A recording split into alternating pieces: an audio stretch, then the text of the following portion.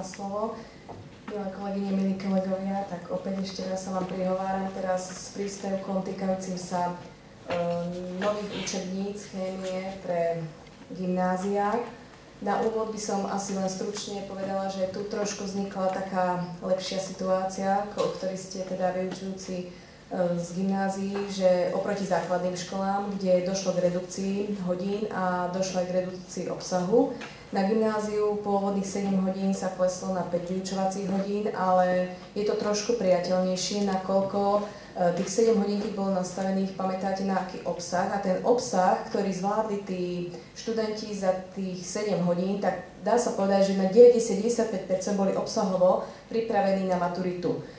Teraz viete, že ako náhle došlo k redukcii, výrazne sa zmenil teda obsah vzdelávania v chémii na gymnáziách a veľmi sa odlišuje od cieľových požiadaviek na maturitnú skúšku. Čiže tá opodstatnenosť, naozaj zníženie tých hodín 7 na 5 s tým, že na gymnáziu už si ten študent ešte má priestor v mnohých ročníkoch voliť seminár z chémie, v rámci ktorého sa pripravuje na tú maturitu, tak si myslím, že je to celkovo vyvážené. Ja som s týmto modelom osobne si myslím ako presvedčená, že je správny, pretože naozaj na tom gymnáziu je to všeobecná vzdelávacia škola, že tá chémia je zredukovaná, pretože nie každý chce byť chemikom. A ten, kto chce byť chemikom, chce maturovať, tak má teda aj povinnosť voliť si seminár z chémie. Takže ten obsah bol zredukovaný a priamomerne tomu boli aj zredukované ten počet vyučovacích hodín. Momentálne, už ako bolo dneska naznačované, dochádza v rámci predmetových komisí sa venujeme, teda by som to povedala, takým úpravám štátnych vzdelávacích programov pre jednotlivé učebné predmety. Momentálne sa venujeme teda základnej škole, kde tá potreba je zreteľnejšia, je tam vyšší tlak na vyšší počet hodín. Na rad príde samozrejme aj gymnázium, ale myslím si, že tam k nejakým radikálnym zmenám nedôjde. Čo sa týka učebníc chémie, nové učebnice chémie vyšli v priebehu 3 rokov. Čo je šibeničný termín? Tak ako šibeničný termín, samozrejme tá požiadavka bola na ministerstvo, prenášala sa postupne až na autorov. Takže naozaj, kto si to neskúsi, tak nevie, aké to je náročné, ale naozaj sú to tak krátke doby na to, aby prešlo vôbec výberové konanie, konkurzné teda konanie, kadejaké technicko-administratívne problémy okolo toho a ešte aj samotná tvorba učebnice, recenzné konanie a podobne, tak naozaj zastihla nás aj to isté, to nie je len učebnice gymnázií, ale aj základných škôl, ale takú najväčšiu, teda ako už povedala pani doktorka, že dlho sme čakali, že naozaj ja som tam uviedla, že nové učebnice chémie po takmer 30 rokoch vznikli. Čiže prvé učebnice, keď si pamätáte ešte v tých hrubých doskách, červená, šedá, taká svetlohňedá, prvé vychádzajú v roku 82 a potom boli nejaké také ale kozmetické úpravy, čo ja viem, alebo formálne vyšli v mäkkom obale, dodatky boli vydané, áno, ale obsahovo neprešli žiadnou takou nejakou reedíciou.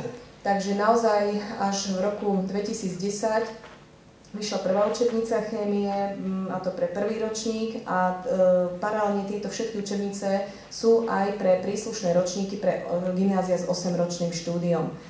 Tam vlastne tá politika bola nastavená, ak si pamätáte a mnohí teda poznáte učebnice, ešte z roku 1995, keď bola schválená edícia 12 učebníc vyslovene pre 8-ročné gymnázia, 12 zväzkov, 7 viem, že teda vyšlo. V akej miere sa používajú na tých 8-ročných gymnáziách, neviem, ale nakoľko teraz pedagogická dokumentácia je nastavená pre základné školy, teda pre ISC 2 a 3A, rovnako ako pre gymnázia so 4-ročným, čiže to 8-ročné gymnázium ako keby len zgrupovalo tú základnú školu a tú 4-ročné gymnázium. Teda nemá samostatné pedagogické dokumenty ani inú časovú dotáciu, je to všetko vlastne kumulácia tých počtu hodín na základnej škole a na gymnáziu. Takže vyšli v slede prvý ročník, tretí ročník a posledná vyšla druhý ročník, pretože tam bol už predtým vypísané konkurzné konanie, ale nejako naozaj, keď je človek v behu, teda tvorí ešte učebnicu, tak v podstate sme sa neprihlasovali, naozaj tiež deň má 24 hodín a nedá sa to všetko stíhať a potom sme sa teda rozhodli autorský kolektív, že teda pôjdeme do toho a tú trilógiu uzavrieme a teda vytvorí sa tá aj učebnica pre druhý ročník. Takže posledná vyšla nedávno, pardon, tam mám zlé roky, hej, ja som to písala. Čiže tretí ročník 2011, druhý ročník 2012, hej, tam to má byť prehodené. Takže neviem, ešte zrejme nie sú na školách, ale už sú tak fajn, lebo niekedy my sme dostali v decembri ako autori výtlačky. Zmena učebnicovej politiky len v skratke. Prvé dve učebnice, teda prvý a tretí ročník, bol ešte tým starým mechanizmom, kedy išli do konkurzu zvlášť autorské kolektívy. My sme mali vyrozumenie a potom sme dlho čakali, kedy nám zvíťazí nejaký vydavateľ. Keď potom zvíťazil, potom sme čakali, kedy sa ozve, my autori. Takže tam bol dosť tak nešťastne nastavený ten proces. No a pri poslednej učebnici sme sa vrátili k tomu pôvodnému spôsobu, že vlastne do konkurzu vstupuje vydavateľ spolu už s autormi, čiže ako jeden subjekt a myslím si, že malo to oveľa taký rýchlejší spád, také pragmatickejšie to bolo. Čo sa týka autorských kolektívov a recenzentov, keď si všimnete, tie autorské kolektívy sú rôznorodé. Samozrejme, ja som zástanca, že každopádne v kolektíve má byť zastúpený buď vysokoškolský učiteľ pôsobiaci ako vedec, odborník, teda v danom odbore by som povedala, alebo je to didaktik chémie a každopádne musí tam byť učiteľ z praxe.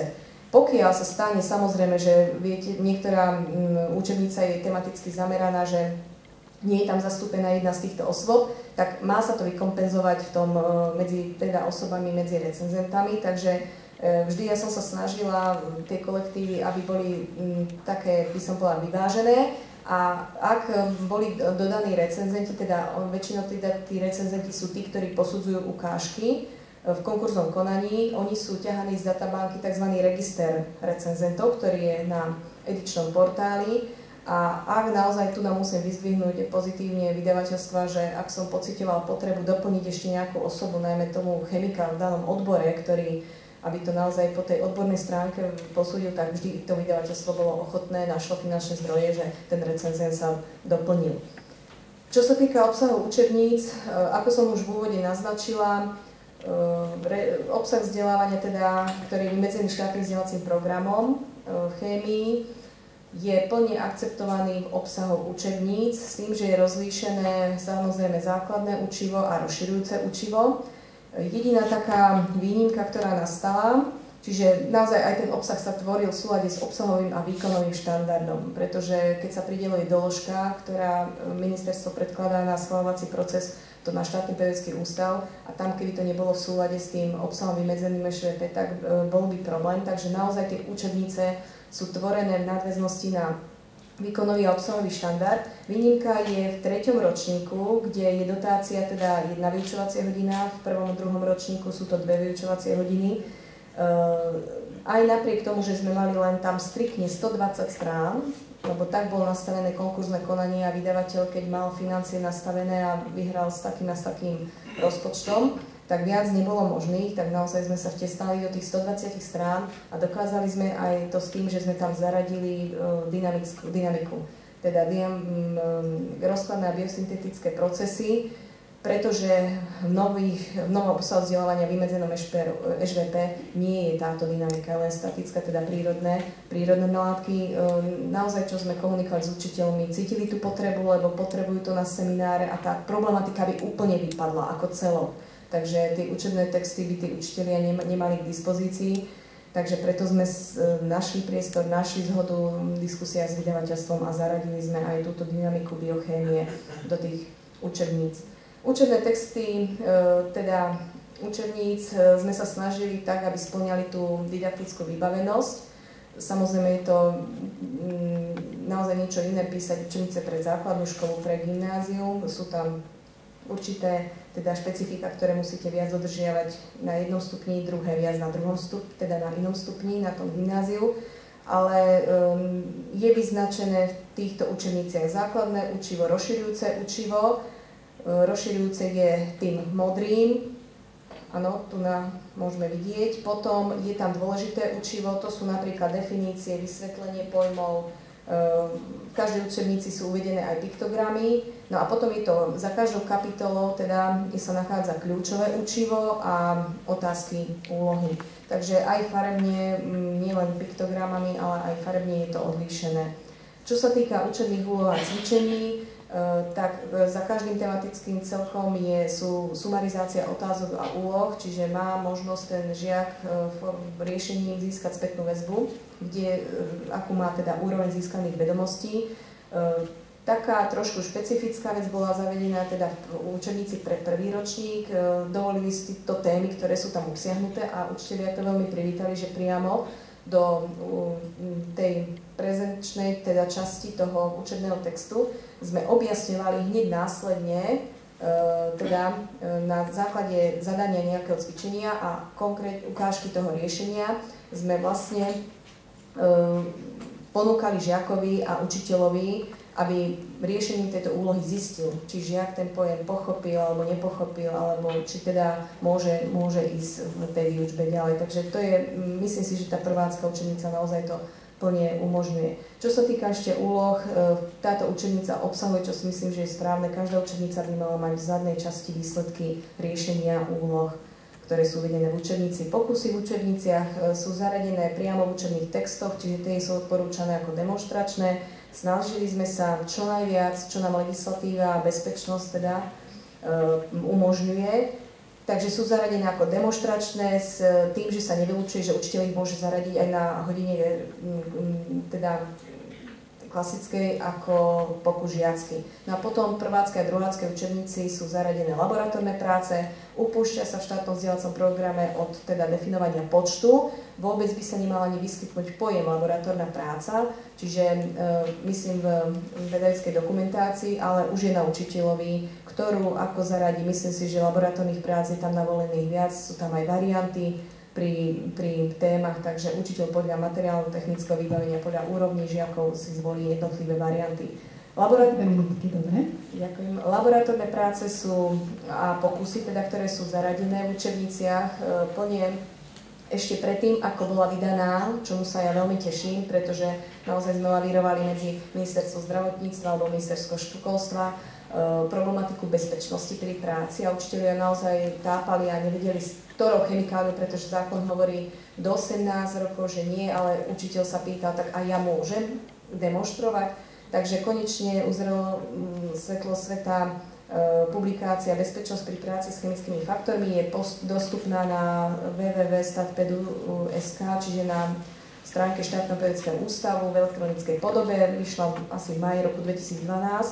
Takže je to plne všetky teda, pokusy, ktoré sú zaradené, sú v súlade s legislatívou. Teda sú tam zaradené chemikálie, s ktorými učiteľ a žiak môže pracovať.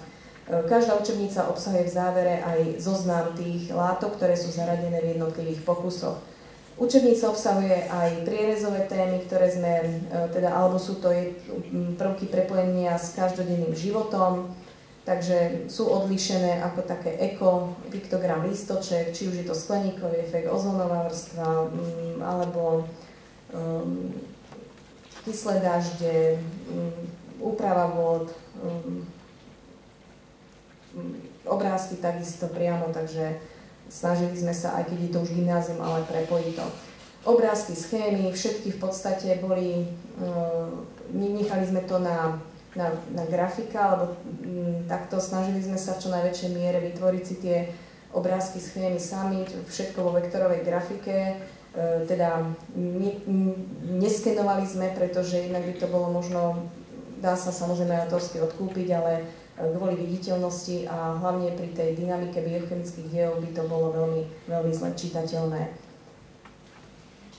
Na záver len krátkosti, čo je teda cieľom učebnice teda vyšli pre všetky 3 ročníky gymnázia. Našim cieľom už aj v spolupráci po konzultácii s vydavateľstvami a štátnym pedagogickým ústavom je snaha vydať aj učebnice pre semináre z chémie s cieľom toho, aby učiteľ mal k dispozícii pri príprave žiakov predovšetkým na maturitnú skúšku, pretože tých tém je tam oveľa viac. No a takisto tetralógiu v tomto prípade úlohu a model usmerňovania riešenia úloh postupne zo všetkých oblastí. možno niektorí poznáte, vyšli už dve, a to je Všeobecná chémia a organika pod gestiou profesora Silného, takže toto by sme radi nejako opäť ešte teda oživiť a edíciu týchto a doplniť to vlastne o anorganickú chémiu, ktorá v priebehu, teda v tomto roku určite by mala výjsť, a doplniť o biochémiu, aby ste mali ako učitelia k dispozícii aj databázu otázok, úloh, modelov usmerňovania riešenia jednotlivých úloh. Takže ďakujem pekne za pozornosť. Ďakujem veľmi pekne, pani docentka. Poprosím pani docentka